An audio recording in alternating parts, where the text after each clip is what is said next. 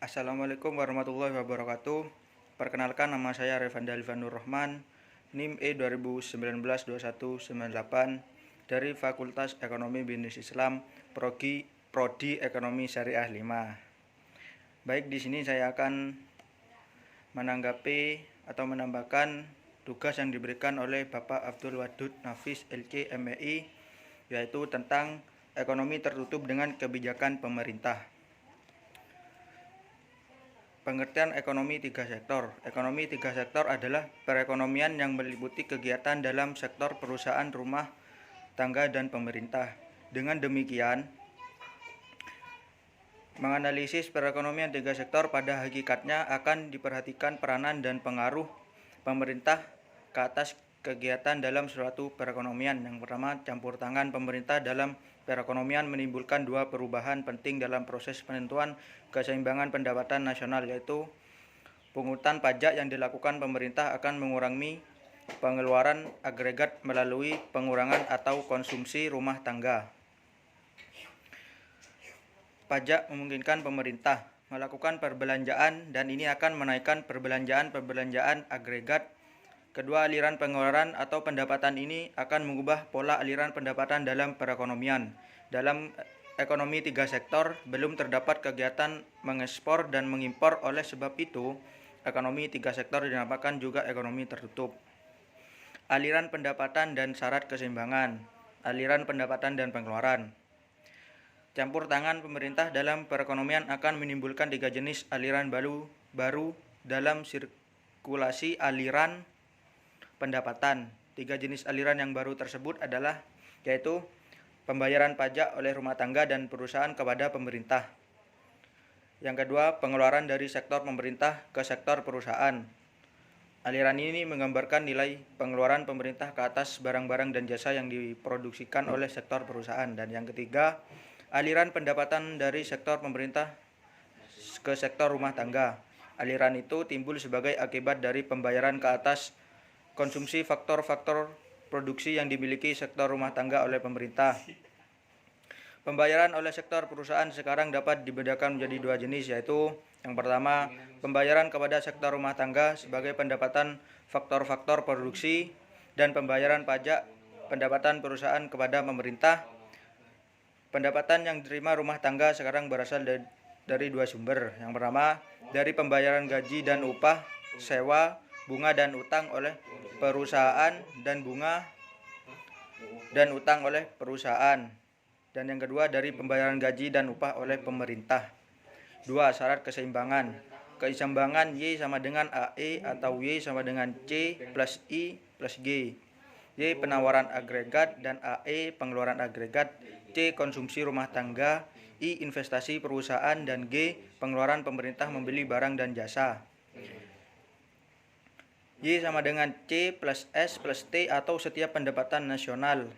C plus I plus G sama dengan C plus S plus T atau keseimbangan sama dengan setiap pendapatan nasional.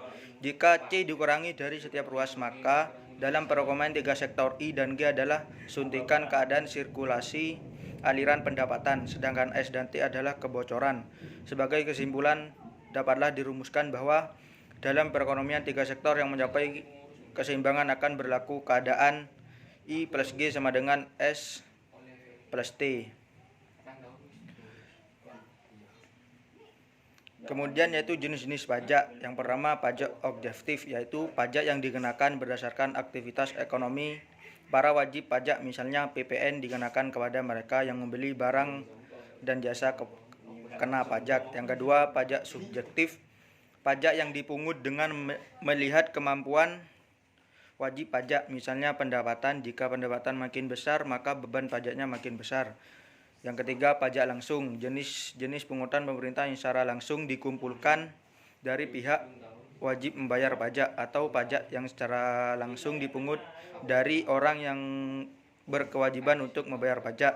Dan yang keempat, pajak tak langsung, pajak yang bebannya dapat dipindah-pindahkan kepada pihak lain. Yang menanggung beban pajak tersebut adalah para konsumen.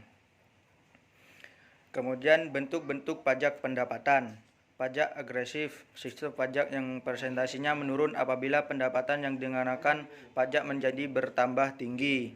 Yang kedua, pajak proporsional, persentasi pungutan pajak yang tepat besarnya pada berbagai tingkat pendapatan. Dan yang ketiga, pajak progresif, sistem pajak yang persentasinya bertambah apabila pendapatan semakin meningkat.